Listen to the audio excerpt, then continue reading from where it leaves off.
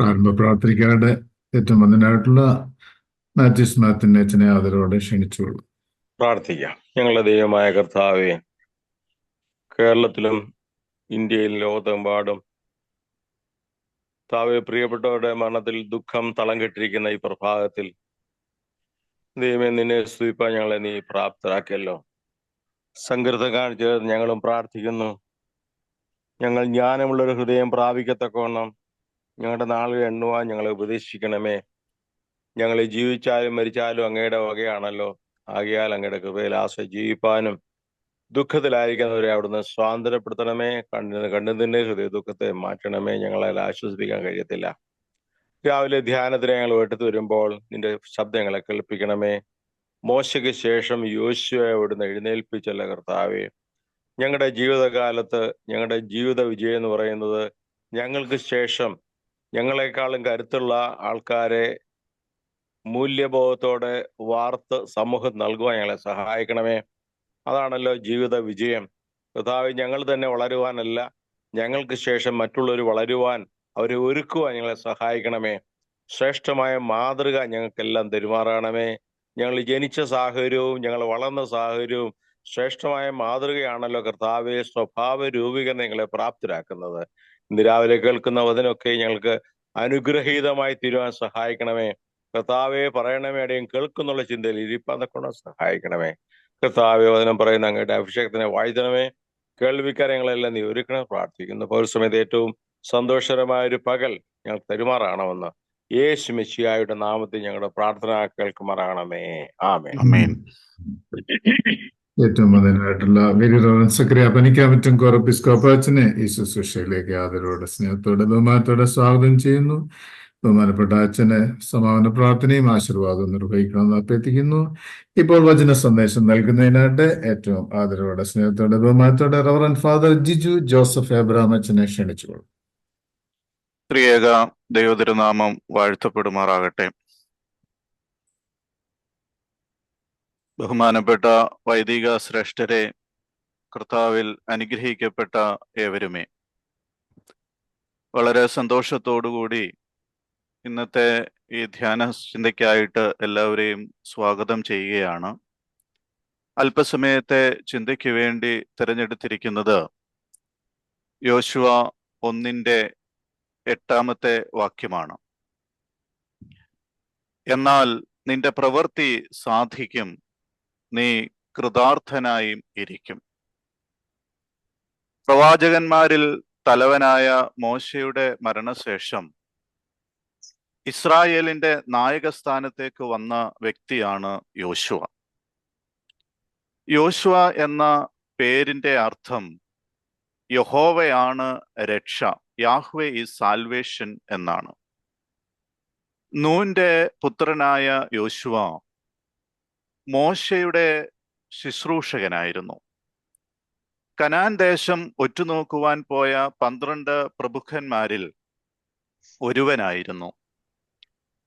എഫ്രൈം ഗോത്രക്കാരനായ യോശുവയുടെ ആദ്യത്തെ പേര് ഹോശയ എന്നായിരുന്നു. യോശുവ എന്ന പേര് മോശയാണ് നൽകുന്നത്. സംഖ്യാപുസ്തകം 13-16 വാക്യം. ദീർഘമായ 40 വർഷത്തെ മോശയുടെ നേതൃത്വത്തിന് ശേഷം വാഗ്ദത്ത നാട്ടിലേക്ക് ഇസ്രായേൽ മക്കളെ എത്തിക്കുവാനുള്ള നിയോഗം ദൈവം യോശുവയ്ക്ക് നൽകി. യോശുവയുടെ പുസ്തകം 1 മുതൽ 9 വരെയുള്ള ഭാഗങ്ങൾ മോശയുടെ പിൻഗാമിയായി യോശുവയെ നിയമിക്കുന്നതാണ്. നിയോഗ ശുശ്രൂഷയുടെ ഭാഗമായി ദൈവം അവന് ഞാൻ നിന്നെ കൈവിടുകയില്ല, ഉപേക്ഷിക്കുകയില്ല എന്ന ഉറപ്പും ധൈര്യവും നൽകുന്നു. ഈ ഭാഗത്തെ 3 തിരിക്കാം. വിളിയുടെ ഉദ്ദേശം, പർപ്പസ് ഓഫ് കോളിംഗ്. 2 വാഗ്ദാനം, പ്രോമിസ്. 3 നിർദ്ദേശങ്ങൾ, ഇൻസ്ട്രക്ഷൻസ്. വിളിയുടെ ഉദ്ദേശം 1:2-6 വാക്യങ്ങൾ. വിളിയുടെ ഉദ്ദേശമായി ദൈവം യോശുവയോട് പറയുന്നത് 2 കാര്യങ്ങളാണ്. ഒന്നാമതായി യോർദാൻ കടന്ന് വാഗ്ദത്ത നാട്ടിലേക്ക് ജനത്തെ എത്തിക്കുക. രണ്ടാമതായി അബ്രഹാം മുതൽ മോശ വരെയുള്ള പിതാക്കന്മാരോട് സത്യം ചെയ്ത ദേശം ജനത്തിന് അവകാശമായി വിഭജിച്ച് കൊടുക്കുക. 1-ാം അധ്യായം 3 മുതൽ 6 വരെയും 9-ാമത്തെ വാക്യത്തിലുമാണ് വാഗ്ദാനങ്ങൾ നൽകിയിരിക്കുന്നത്. ഞാൻ മോശയോടുകൂടെ ഇരുന്നതുപോലെ നിന്നോട് കൂടെ ഇരിക്കും എന്നതായിരുന്നു പ്രഥമ വാഗ്ദാനം. 2 പ്രാവശ്യം ഈ വാഗ്ദാനം ദൈവം ആവർത്തിക്കുന്നുണ്ട്, 1-5-ലും 9-ലും. കൂടാതെ യോശുവയെ ശക്തിപ്പെടുത്തി ഉള്ളങ്കാൽ ചവിട്ടുന്ന സ്ഥലമൊക്കെയും തന്നിരിക്കുന്നു, ഒരു മനുഷ്യനും നിന്റെ നേരെ നിൽക്കുകയില്ല, അവകാശദേശം ജനത്തിന് വിഭജിച്ച് നൽകും തുടങ്ങിയ 9 വാഗ്ദാനങ്ങൾ നൽകുന്നതായിട്ട് കാണാം. 7-8 വാക്യങ്ങളാണ് നിർദ്ദേശങ്ങൾ. വാഗ്ദാനങ്ങളോടുകൂടെ അവ ലഭിക്കുവാൻ പാലിക്കേണ്ടുന്ന നിർദ്ദേശങ്ങളും അതിലടങ്ങിയിട്ടുണ്ട്. അപ്രകാരം മുന്നോട്ടു പോയാൽ പ്രശോഭിതനും കൃതാർത്ഥനുമായി തീരുമെന്നാണ് ദൈവം അരുളി ചെയ്തത്. പ്രശോഭിതനും കൃതാർത്ഥനും, പ്രോസ്പെറസ് ആൻഡ് സക്സസ്ഫുൾ. ദൈവം യോശുവയോട് പറഞ്ഞത്, എന്നാൽ നിന്റെ പ്രവൃത്തി സാധിക്കും, നീ കൃതാർത്ഥനായിരിക്കും എന്നാണ്. You shall make your way prosperous and then you shall be successful. Suriyani Peshitta ബൈബിളിൽ ഈ വാക്യം കൊടുത്തിരിക്കുന്നത്, എന്നാൽ നീ പ്രശോഭിതനും കൃതാർത്ഥനും ആകും എന്നാണ്. മനുഷ്യന്റെ എക്കാലത്തെയും ഒരു ആഗ്രഹമാണ് പ്രശോഭിതനും കൃതാർത്ഥനുമാകുക എന്നത്. How to become successful in life എന്ന ചോദ്യം ഇന്ന് വളരെ ചർച്ച ചെയ്യപ്പെടുന്നു. സീക്രട്ട് ടു സക്സസ് എന്ന പരസ്യങ്ങൾക്ക് പിറകെ പ്രായഭേദമന്യേ ആളുകൾ പോകുന്നു. വിജയത്തിലേക്കുള്ള എളുപ്പ വഴികൾ കണ്ടെത്തുവാനാണ് നാം നോക്കുന്നത്. എന്നാൽ ഒരു വിശ്വാസിയെ ഭൗതികമായ വിജയങ്ങൾക്ക് അപ്പുറം ആത്മിക പൂർണ്ണതയ്ക്ക്, സ്പിരിച്വൽ പെർഫെക്ഷന് ആയിരിക്കണം ശ്രദ്ധിക്കേണ്ടുന്നത്. സമാധാനപരമായ ആളുകൾക്കുള്ള ഉത്തമമായ അവസാനത്തിന് ഞങ്ങളെ അർഹരാക്കി തീർക്കണമേ. നിനക്ക് ഇഷ്ടമുള്ളതും അനുയോജ്യവും നിന്റെ ദൈവത്വത്തിന് പ്രീതികരവുമായ ക്രിസ്തീയ പരിപൂർണത ഞങ്ങൾക്ക് നൽകണമേ എന്നാണല്ലോ നമ്മുടെ പ്രാർത്ഥന. ദൈവത്തിന് പ്രീതികരമായ ക്രിസ്തീയ പരിപൂർണത യോശുവ 1-7-8 വാക്യങ്ങളിൽ പരിപൂർണതയെ സൂചിപ്പിക്കുവാൻ വേണ്ടി ശുഭം, പ്രശോഭിതം, കൃതാർത്ഥം എന്നീ പദങ്ങളാണ് കാണുവാൻ കഴിയുന്നത്. പരിപൂർണതയെ ഓർത്തഡോക്സ് വേദശാസ്ത്രത്തിൽ ദൈവീകരണം, തയോസിസ് അല്ലെങ്കിൽ ഡീഫിക്കേഷൻ എന്നാണ് വിളിക്കുന്നത്. കനാൻ നാടിനെ അവകാശമാക്കുമ്പോഴാണ് യോശുവയുടെ വിളി പരിപൂർണമാകുന്നത്. പുതിയ നിയമ ഇസ്രായേലാകുന്ന സഭ പ്രാപിക്കേണ്ടുന്ന ദൈവത്തിന് പ്രീതികരമായ ക്രിസ്തീയ പരിപൂർണതയുടെ ഒരു മുൻസൂചനയാണ് യോശുവയിൽ കാണുന്നത്. എങ്ങനെ അത് പ്രാപിക്കാമെന്ന് യോശുവയോട് ദൈവം അരുളി ചെയ്യുന്നു. പ്രശോഭിതനും കൃതാർത്ഥനുമാകുവാൻ പ്രധാനമായി 3 കാര്യങ്ങൾ ചെയ്യുവാനാണ് ദൈവം കൽപ്പിച്ചത്. യോശുവ 1-8 ന്യായപ്രമാണം വിട്ട് ഇടത്തോട്ടോ വലത്തോട്ടോ മാറരുത്. 2 ന്യായപ്രമാണ പുസ്തകത്തിലുള്ളത് നിന്റെ വായിൽ നിന്ന് നീങ്ങിപ്പോകരുത്. 3 ന്യായപ്രമാണത്തിൽ എഴുതിയിരിക്കുന്നത് പോലെ എല്ലാം ആചരിച്ചു നടക്കേണ്ടതിന് നീ രാവും പകലും അത് ധ്യാനിച്ചു കൊണ്ടിരിക്കണം. ന്യായപ്രമാണം ഇസ്രായേലിനെ സംബന്ധിച്ച് ദൈവത്തിന്റെ വിശുദ്ധ ഹിതം സമ്പൂർണമായി വെളിപ്പെട്ടതാണ്. ആദം, നോഹ, അബ്രഹാം, യാക്കോബ് മുതലായ പിതാക്കന്മാർക്ക് ദൈവം നിയമങ്ങൾ നൽകി. എന്നാൽ അത് തങ്ങളുടെ കുടുംബങ്ങൾക്ക് മാത്രമുള്ള നിയമങ്ങളായിരുന്നു. മോശ മുഖാന്തരം ദൈവം ഇസ്രായേൽ ഗോത്രങ്ങൾക്ക് മുഴുവനായി കൽപ്പനകൾ നൽകി. കാലാന്തരത്തിൽ ഇവ 613 നിയമങ്ങളായി. ഇവിടെ ന്യായപ്രമാണം എന്നതുകൊണ്ട് മോശ മുഖാന്തരം കൽപ്പിച്ചിട്ടുള്ള പ്രമാണങ്ങളെയാണ് സൂചിപ്പിക്കുന്നത്. യോശുവ 1:7 പറയുന്നു, എന്റെ ദാസനായ മോശ നിന്നോട് കൽപ്പിച്ചിട്ടുള്ള ന്യായപ്രമാണം എല്ലാം ആദ്യം മുതൽ ഉള്ള പിതാക്കന്മാരിലൂടെ നൽകിയതും പിന്നീട് മോശ മുഖാന്തരം ഉറപ്പിച്ചതുമായ ദൈവഹിതത്തിന്റെ പൂർണ്ണതയെ ന്യായപ്രമാണം എന്ന് നമുക്ക് ഇവിടെ വിളിക്കാം. ന്യായപ്രമാണ കേന്ദ്രീകൃതമായ ഒരു ജീവിത ശൈലിയാണ് ദൈവത്തിന് പ്രീതികരമായ ക്രിസ്തീയ പരിപൂർണത പ്രാപിക്കുവാൻ ആവശ്യമെന്ന് യോശുവ 1:7-8 വാക്യങ്ങളിൽ വിവരിക്കുന്നു. യോശുവയുടെ പുസ്തകത്തെ അടിസ്ഥാനപ്പെടുത്തി ദൈവത്തിന് പ്രീതികരമായ ക്രിസ്തീയ പരിപൂർണത എങ്ങനെ പ്രാപിക്കാമെന്ന് അല്പസമയം നമുക്ക് ചിന്തിക്കാം. ഒന്നാമതായി, ആരാധന കേന്ദ്രീകൃതമായ ഒരു ജീവിത ശൈലി, വർഷിപ്പ് സെന്റേർഡ് ലൈഫ് സ്റ്റൈൽ. എന്റെ ദാസനായ മോശ നിന്നോട് കൽപ്പിച്ചിട്ടുള്ള ന്യായപ്രമാണങ്ങൾ എല്ലാം എന്ന പ്രയോഗം അല്പം ഗൗരവത്തോടുകൂടി നമ്മൾ കാണേണ്ടതാണ്. എന്താണ് ദൈവം മുഖ്യമായി മോശയ്ക്ക് കൊടുത്ത പ്രമാണം? അത് മനസ്സിലാക്കുവാൻ പുറപ്പാട് പുസ്തകം 7 മുതൽ 9 വരെയുള്ള അധ്യായങ്ങൾ പഠിക്കണം. എന്റെ ജനം എന്നെ ആരാധിക്കണമെന്ന കൽപ്പനയാണ് ദൈവം മോശ മുഖാന്തരം നൽകിയത്. പുറപ്പാട് പുസ്തകം 7-ാം അധ്യായം 16-ാമത്തെ വാക്യം. 4 പ്രാവശ്യം വീണ്ടും ഇത് ആവർത്തിക്കപ്പെടുന്നുണ്ട്. 8-ാം അധ്യായം 1-ാമത്തെ വാക്യത്തിലും 9-ാം അധ്യായം 1-ാമത്തെ വാക്യത്തിലും 9-ാം അധ്യായം 13-ാമത്തെ വാക്യത്തിലും 10-ാം അധ്യായം 3-ാമത്തെ വാക്യത്തിലും. മോശയോട് ദൈവം കൽപ്പിച്ചിട്ടുള്ള പ്രമാണങ്ങളിൽ മുഖ്യ പ്രമാണം ആരാധനയാണ്. 10 കൽപ്പനകൾ നൽകുമ്പോഴും അതിൽ ആദ്യം പറയുന്നതും ആരാധന സംബന്ധമായ വിഷയങ്ങൾ തന്നെയാണ്. മോശ യോശുവായ്ക്ക് കൈമാറിയ ന്യായപ്രമാണവും ഇത് തന്നെയാണ്. യോശുവയുടെ ജീവിതം ദൈവ ആരാധനയ്ക്ക് മുഖ്യമായ സ്ഥാനം നൽകിയ ഒന്നായിരുന്നു. ഒരു നേതാവ് ആകുന്നതിന് മുമ്പ് ആരംഭിച്ചതായിരുന്നു അവന്റെ ആരാധനാ കേന്ദ്രീകൃതമായ ജീവിതശൈലി.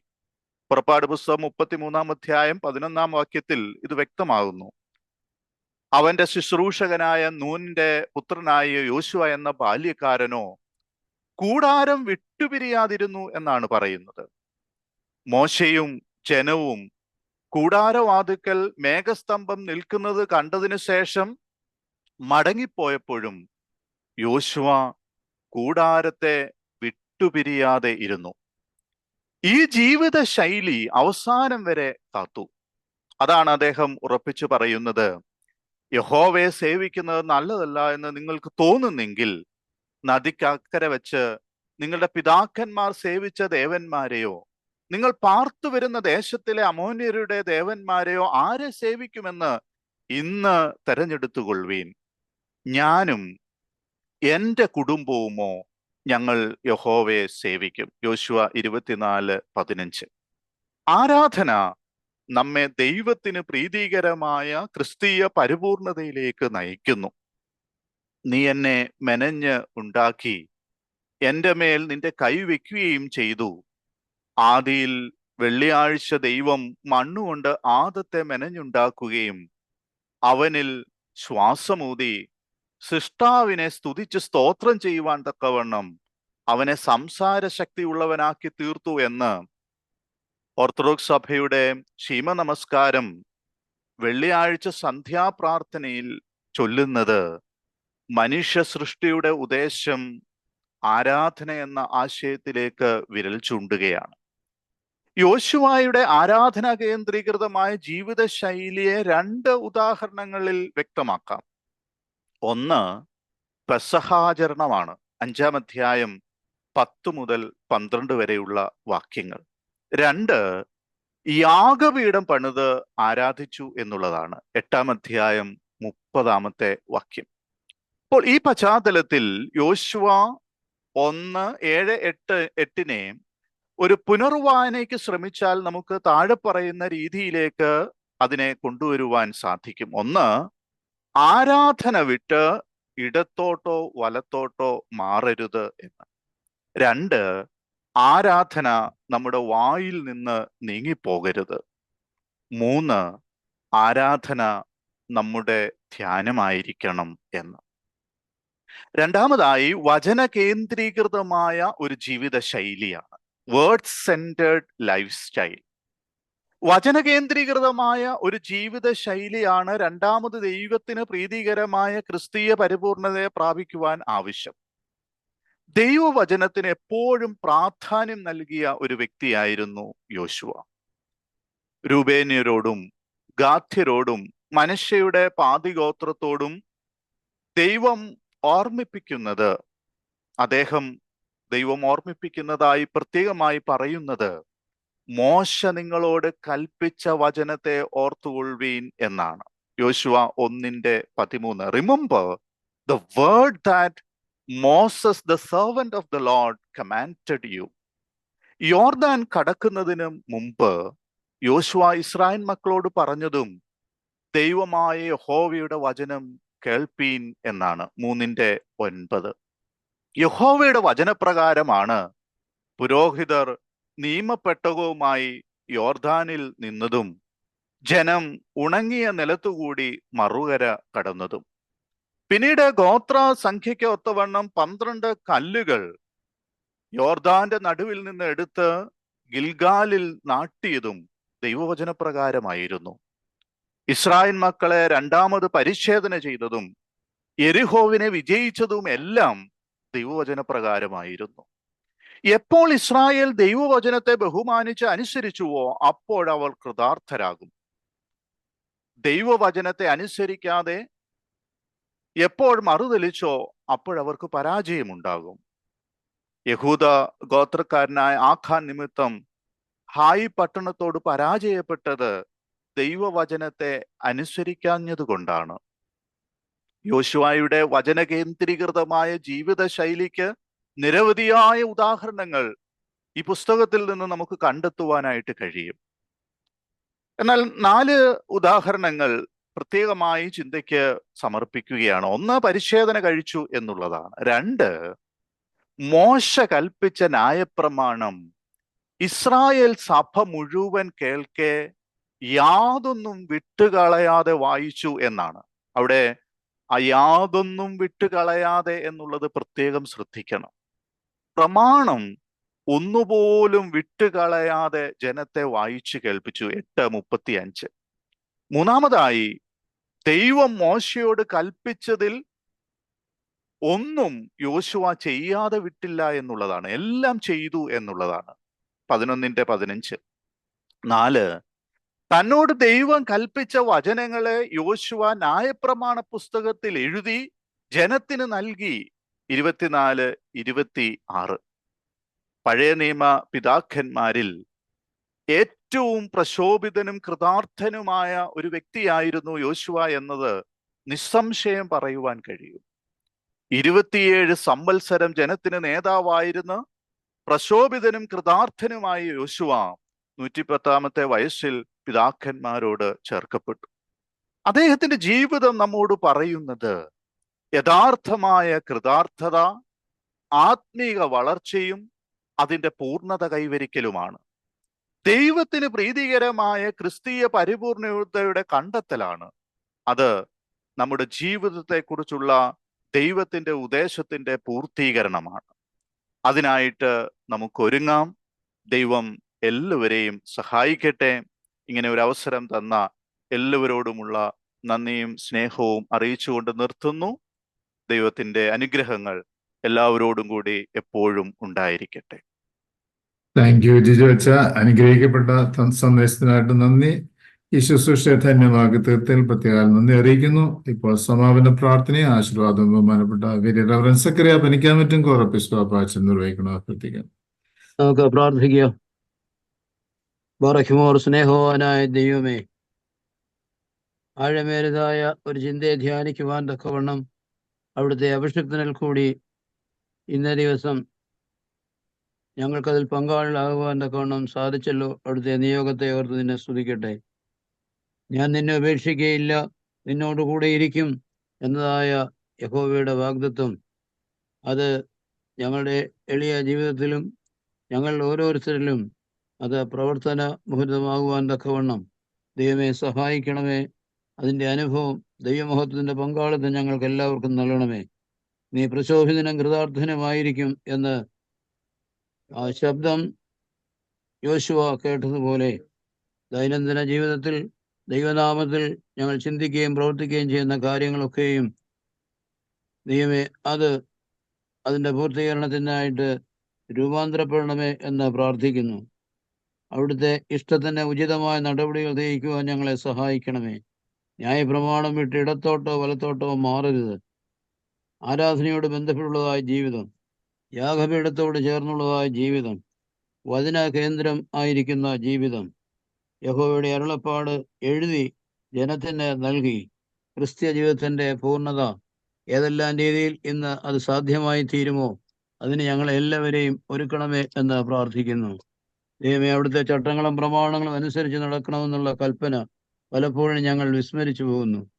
ഇന്ന് വായിച്ചു കേട്ടതുപോലെ നിങ്ങളുടെ ഉള്ളംകാൽ ചവിട്ടുന്ന സ്ഥലമൊക്കെയും തരുമെന്നുള്ള കൽപ്പന അത് സമ്പത്ത് വർദ്ധിപ്പിക്കാൻ അല്ല, അതിലുപരിയായിട്ട് ഞങ്ങളെ പിതാക്കന്മാര് പഠിപ്പിച്ചിരിക്കുന്ന പോലെ ദൈവമഹത്വവും സുവിശേഷ വയലുകളും വർദ്ധിപ്പിക്കുന്നതിനാണുള്ള ബോധ്യം ഞങ്ങളെ ഭരിക്കണമേ. നേർച്ച കാഴ്ചകളൊക്കെയും ദൈവസന്നിധിയിലുള്ള സമർപ്പണത്തിന്റെ പ്രതീകമാണെന്ന് ഞങ്ങൾ അറിഞ്ഞിരിക്കുന്നു. സകലത്തിൻ്റെയും ഉടമസ്ഥൻ അവിടുന്ന് തന്നെയാണല്ലോ.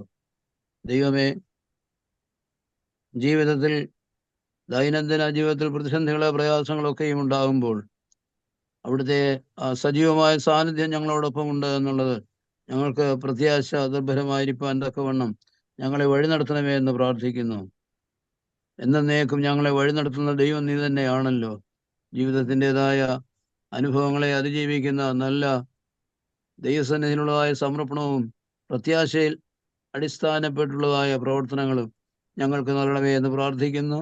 വചനം ഘോഷിച്ചതായ അവിടുത്തെ ബിഷപ്പിനെയും കുടുംബാംഗങ്ങളെയും പ്രത്യേകമായിട്ട് ആയുസ്സും ആരോഗ്യവും പ്രദാനം ചെയ്ത് സംരക്ഷിച്ച് വഴി നടത്തണമേ. നേതൃത്വം കൊടുക്കുന്ന എല്ലാവരെയും അനുഗ്രഹിക്കണമേ.